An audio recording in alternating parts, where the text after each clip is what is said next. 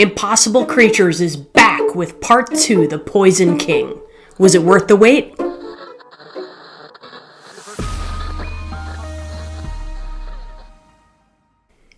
Hi, I'm Amanda, and this is Spineless Books, your one-stop, spoiler-free shop for all things audiobook. I want to start today by saying a special thank you to Libro FM for giving me an advanced listener copy of The Poison King by Katherine Rundell. This review wouldn't have happened without you. When I saw that The Poison King by Katherine Rundell was available as an ALC, advanced listening copy, I immediately dropped everything I was doing, and I crushed this book over a day and a half. I was so enthralled and I was so excited because, as many of you remember, when I reviewed Impossible Creatures Book 1 last year, this was just set to be a trilogy. But Impossible Creatures was so successful that it was pushed to a 5-part series. So this is only 2 of 5 rather than 2 of 3, which made me super excited. I had originally planned to reread Impossible Creatures, thinking I should be as fresh and reviewed as possible as I could. But when I got The Poison King early, I kind of threw my plans in the trash.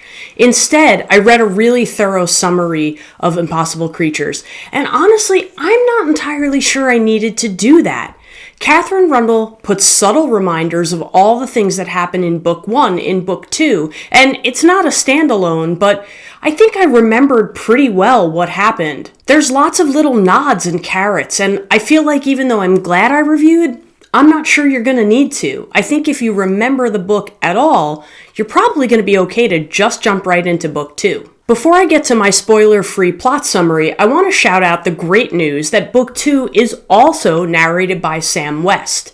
Now, Sam West, I think, is the perfect narrator for this story, and while he's not exactly Jim Dale as far as variety of voices goes, he does an awesome job of voicing each character in a really unique and unusual way. And all the characters who were in the first book and reappear in the second book are really consistent. So again, it feels very much like a continuation of Book 1, especially given that it's the same narrator. I really get frustrated when they change the narrator mid-series, so I was so glad to hear that Sam West was back. Something that really struck me about Book 2 was Katherine Rundell's very deliberate and confident attempts at humor.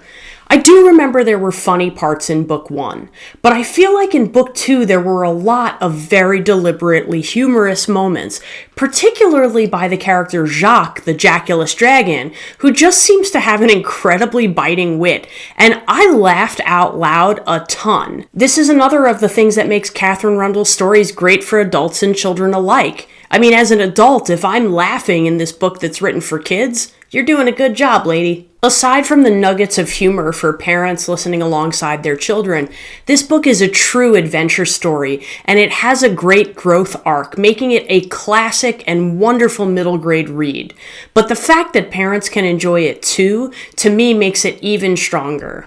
There's something about The Poison King that makes it feel like it could be a standalone novel, but I would describe it more as a side quest. There are tons of characters that reappear, like Nighthand and Irian and Naravarala, and I think, even though there are lots of new characters, they just slide right in like they were meant to be there. It is a slightly different route than the first book, but it feels very connected to the main narrative. And even though it was different and it wasn't necessarily what I expected from Book 2, I fell right into it right away. It is the same world and it is many of the same characters that we know, and I just was there right away like I had never left Book 1. The familiar characters who do return expand and grow, and it makes a natural progression from Book 1 to Book 2. So I don't think you'll be disappointed if you enjoyed Book 1. There were ways this book didn't match my expectations, but I wasn't disappointed. I think I had a kind of a guess as to which way Katherine Rundell was going to go next, but I wasn't right about that. But I also wasn't mad about where she went with it. It made a lot of sense to me, and I feel like this book has a lot of important setup for what will be the rest of the series, even though I have no idea what the rest of the series is going to be. As a listener and a reader, and maybe just as a curious person, I can't help but wonder if the shift from a trilogy to a 5-part series altered the fate of this second book, The Poison King.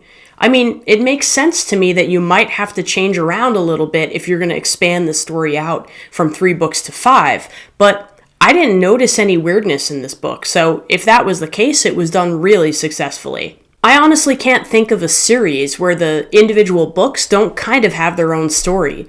Even if you look at Harry Potter, which is probably one of the most successful children's book series of all time, every book has a little bit of its own individual plot to it, even though the entire narrative is connected. And that's how this book felt to me. It's definitely connected to the larger narrative, but it was kind of its own thing in a good way, and I really enjoyed it. I appreciate Katherine Rundell's ability to have strong undertones and commentary, but make it in a way that you don't really have to go down that road if you don't want to. It's there, and she's clearly saying something, but it's not the point of the message, and it's not in your face. So I enjoy that, because as a listener, I don't always want to go down that road, and I like the option to do it if it's there, but sometimes I just want to be enjoying a story.